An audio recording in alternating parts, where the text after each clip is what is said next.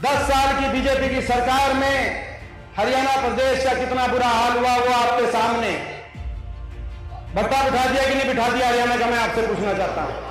जो हरियाणा 2014 से पहले देश में विकास का प्रतीक था, हमारा प्रदेश खुशहाली का प्रतीक था, अमन चैन शांति का प्रतीक था, खुशहाली का प्रतीक था, हर वर्ग के मान सम्मान का प्रतीक था। किसान के सम्मान की बात हो, गरीब के सम्मान की बात हो, खिलाड़ियों के सम्मान की बात हो, हमारी बेटियों के सम्मान की बात, वो प्रदेश 10 साल की बीजेपी की सरकार के बाद आज विकास की पट्टी से उतर गया, देश में प्रतीक बन गया, तो बेरोजगारी का प्रतीक बन गया। देश में सबसे ज्यादा बेरोजगारी हरियाणा में, नंबर 1 बेरोजगारी में।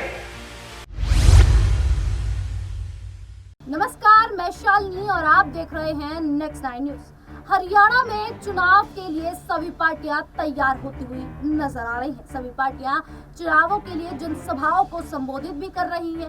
ऐसे में हरियाणा में कांग्रेस की अगर बात कर ले तो कांग्रेस पार्टी भी जमकर जनता के बीच जाती हुई नजर आ रही है। आपको बता दें कि कांग्रेस पार्टी इस बार लोकसभा चुनावों में बेहतर प्रदर्शन करती हुई नजर आई। कांग्रेस पार्टी ने भारतीय जनता पार्टी से सीधे तौर पर लोकसभा चुनावों में 10 सीटें छीन ली। अब जिस प्रकार से विधानसभा चुनावों की स्थिति कुछ इस प्रकार से बन रही है कि भारतीय जनता पार्टी को ये चुनाव जीतना काफी ज्यादा मुश्किल होता हुआ नजर आ रहा है। ऐसे में आखिरकार क्या अब कांग्रेस बाजी मारती हुई नजर आएगी? इसको लेकर जनसभा को संबोधित करने पहुंचे दीपेंद्र सिंह हुड्डा ने बड़ा बयान दिया। उन्होंने कहा कि ये लड़ाई है जनता की, ये लड़ाई है उन लोगों की, ये लड़ाई है उन पहलवानों की जिनके मान सम्मान को ठेस पहुंचाया गया। और इसको लेकर वो क्या कुछ बयान देते नजर आए हैं, सुनिए। 10 साल की बीजेपी की सरकार में हरियाणा प्रदेश का कितना बुरा हाल हुआ वो आपके सामने। भट्टा बिठा दिया कि नहीं बिठा दिया हरियाणा का, मैं आपसे पूछना चाहता हूं। जो हरियाणा 2014 से पहले देश में विकास का प्रतीक था, हमारा प्रदेश खुशहाली का प्रतीक था, अमन चैन शांति का प्रतीक था, खुशहाली का प्रतीक था, हर वर्ग के मान सम्मान का प्रतीक था। किसान के सम्मान की बात हो, गरीब के सम्मान की बात हो, खिलाड़ियों के सम्मान की बात हो, हमारी बेटियों के सम्मान की बात, वो प्रदेश 10 साल की बीजेपी की सरकार के बाद आज विकास की पट्टी से उतर गया, देश में प्रतीक बन गया, तो बेरोजगारी का प्रतीक बन गया। देश में सबसे ज्यादा बेरोजगारी हरियाणा में, नंबर 1 बेरोजगारी में, नंबर 1 हरियाणा नशे में, नंबर 1 बन गया हरियाणा अपराध में, क्राइम रेट में। अभी एक हमारे खिलाड़ी, हमारी 2 खिलाड़ियों ने कांग्रेस ज्वाइन करी, हमारी बहन विनेश ने, हमारे भाई बजरंग ने। अगले दिन उनके पास एक किसी अपराधी का कॉल आया विदेश के नंबर से कि कांग्रेस आपने ज्वाइन करी है, मगर किसी एक खिलाड़ी पे या पहलवान पे कॉल नहीं आया। हमारे व्यापारियों से पूछ के देखो गोहाना में कितने कॉल विदेश के नंबरों से किस किस के पास आए हैं। आज अपराध में, क्राइम रेट में हरियाणा देश में नंबर 1 पहुंचा दिया इस सरकार ने। आज उलझा दिया हरियाणा वासियों को, आम आदमी को उलझा दिया पोर्टलों में, एक के बाद एक पोर्टल, आईडियो में, प्रॉपर्टी आईडी, फैमिली आईडी उलझा दिया कि नहीं उलझा दिया पोर्टलों में, आईडियो में। और हरियाणा के नौजवान को उलझा दिया कच्ची भर्ती में और सीटी में। कच्ची भर्ती, पक्की नौकरी बीजेपी खा गई कि नहीं खा गई? पक्की नौकरी, पक्की नौकरी खा गई बीजेपी। हरियाणा में भी कच्ची नौकरी और फौज की पक्की भर्ती हमारी होती थी, वो भी कच्ची भर्ती शुरू कर दी फौज की। उलझा दिया हरियाणा वासियों को, हरियाणा का भत्ता बता दिया। हरियाणा की दुर्दशा के लिए अगर कोई जिम्मेदार है तो बीजेपी जिम्मेदार है, लेकिन दुर्दशा से भी आगे हर वर्ग का अपमान करने का काम, इतना अहंकार कि कोई वर्ग नहीं जिसका अपमान इन्होंने ना किया हो। ये कैसी सरकार साबित हुई? 750 किसानों की जान चली गई, 750 किसानों की जान। प्रजातंत्र में धरने प्रदर्शन आंदोलन हुआ करते हैं, लेकिन 1-1 साल, 1.5 साल केवल इस बात को लेकर कि दिल्ली में नहीं घुस सकते, दिल्ली में प्रदर्शन नहीं कर सकते। एक दिन प्रदर्शन करके आ जाता किसान। ये वो दिल्ली है जिस दिल्ली में बड़े बड़े प्रदर्शन और धरने होते हैं, लेकिन किसान के लिए बैन कर दी वो दिल्ली। दिल्ली के 3 तरफ हम बैठे, लेकिन एक किसान दिल्ली के अंदर नहीं जाने दिया। 1.5 साल तक 750 किसानों की लाशें वापिस आई उन धरनों से। कितने दुख की बात है। किसान का अपमान, हमारी बेटियों के साथ क्या हुआ, क्या कसूर था, क्या कसूर था हमारी बेटियों का, क्या कसूर था साक्षी मलिक का, क्या कसूर था विनेश का।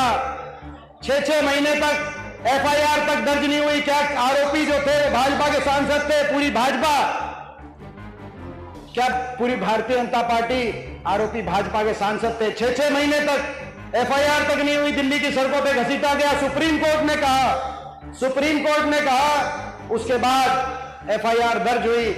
मलिक साहब वकील हैं, मैं उनसे पूछना चाहता हूं, 6-6 लड़कियां, 6-6 बेटियां, एक किसी आरोपी पे, अब तो कोर्ट ने भी चार्जेस फ्रेम कर दिए उस आरोपी के खिलाफ और एफआईआर तक दर्ज ना हो। कितना अन्याय इस देश में। किसी भी सरकार का पहला कर्तव्य होता है कि हर नागरिक को बराबर की नजर से देख के उसको न्याय दिलाने का काम करें। क्या कसूर था इन बेटियों का, दिल्ली की सड़कों पर घसीटा गया। कोई ऐसा वर्ग नहीं, कर्मचारी ओल्ड पेंशन स्कीम मांगने गए, उन पर लाठीचार्ज, सरपंच अपने अधिकार मांगने गए, उन पर लाठीचार्ज, आशा वर्कर, आंगनवाड़ी वर्कर, नौजवान जब सिटी पे गए, उन पर लाठीचार्ज। कोई ऐसा वर्ग नहीं। किसान तो 750 किसानों की जो जान की कुर्बानी लेने वाली ये सरकार साबित हुई, हर वर्ग का अपमान करने वाली ये सरकार साबित हुई।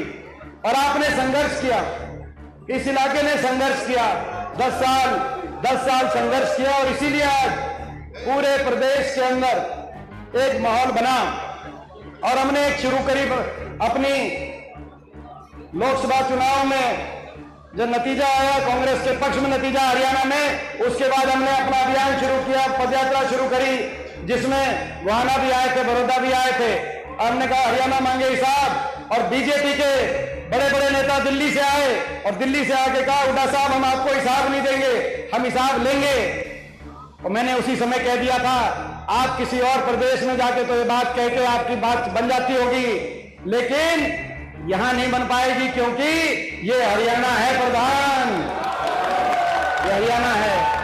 यहां हम शरीफ हो सकते हैं, हरियाणा का आदमी ईमानदार हो सकता है, हरियाणा का आदमी ठगा जा सकता है, लेकिन जो कोई ठग के जाता है उससे हिसाब लेना भी जानते हैं हम, उसका हिसाब चुकता करना भी जानते हैं, उसका हिसाब करना भी जानते हैं। तो आज ये मौका आया है, ये मैं आप सबसे पूछना चाहता हूं और मैं ये एक बात कहना चाहता हूं आपसे, ये जो 10 साल संघर्ष चला, देश में बड़े बड़े टूट गए इनके आगे, लेकिन हम जो डटे रहे, इन्होंने साजिशें कम नहीं रची। आपकी आवाज का गला घोटने की साजिशें कम नहीं रची। मुझे याद आता है 2019 का मेरा चुनाव, रात के वो 12 और 1 बजे का समय, मुझे वो याद आता है जैसे विनेश फाइनल में पहुंचकर साजिश षड्यंत्रों के शिकार। मुझे याद आता है कि जब रोहतक लोकसभा चुनाव की गिनती चल रही थी, साजिश और षड्यंत्र, मैं इसीलिए बता रहा हूं कि वो उम्मीदवार अब गोहाना में आए हैं। साजिश और षड्यंत्रों का किस तरीके से साजिशें रची गई, षड्यंत्र रचे गए, लेकिन फिर भी हम खड़े रहे, फिर भी अकेले डटे रहे। क्यों? क्योंकि आपका आशीर्वाद हमारे साथ था। और क्यों डटे रहे? क्यों? हमारे साथियों का साथ हमारे साथ था। हर कदम पे, हर पल में जब खबरें आती थी देश में कि आज बीजेपी ने ये विधायक तोड़ दिया, ये पार्टी छोड़ दी, लेकिन हमारे साथी, चाहे वो जगबीर मलिक जी हों और चाहे वो हमारे भाई भालू हों, इस संघर्ष में कंधे से कंधा मिलाकर और विश्वास के साथ हुड्डा साहब के साथ और मेरे साथ डटे रहे, खड़े रहे। और ये लड़ाई तो सरकार बनेगी विधायकों से और विश्वास से मैं कहना चाहता हूं, ये जो भालू हैं, इन्होंने वफादारी से साथ दिया, इन्होंने ईमानदारी से साथ दिया और हमें अगर बदलाव आएगा तो ये वफादारी से साथ दिया, इन्होंने ईमानदारी से साथ दिया। जिस वफादारी और जिस ईमानदारी से भाई भालू ने हुड्डा साहब का और मेरा साथ दिया, उसी भरोसे के साथ और उसी विश्वास से आप भी इनका साथ देना मैं आज आपके बीच में ये कहने के लिए आया। ये इस बात की लड़ाई है, ये हरियाणा को बचाने की लड़ाई है, ये लड़ाई हरियाणा के नौजवान के भविष्य को बेरोजगारी, नशे, अपराध से बचाने की लड़ाई है। ये लड़ाई हरियाणा के हर वर्ग के सम्मान को बचाने की लड़ाई है। ये लड़ाई हरियाणा में बाबा साहब भीमराव अंबेडकर जी के संविधान को बचाने की लड़ाई है। ये लड़ाई किसान के सम्मान को, हमारी बेटियों के सम्मान को।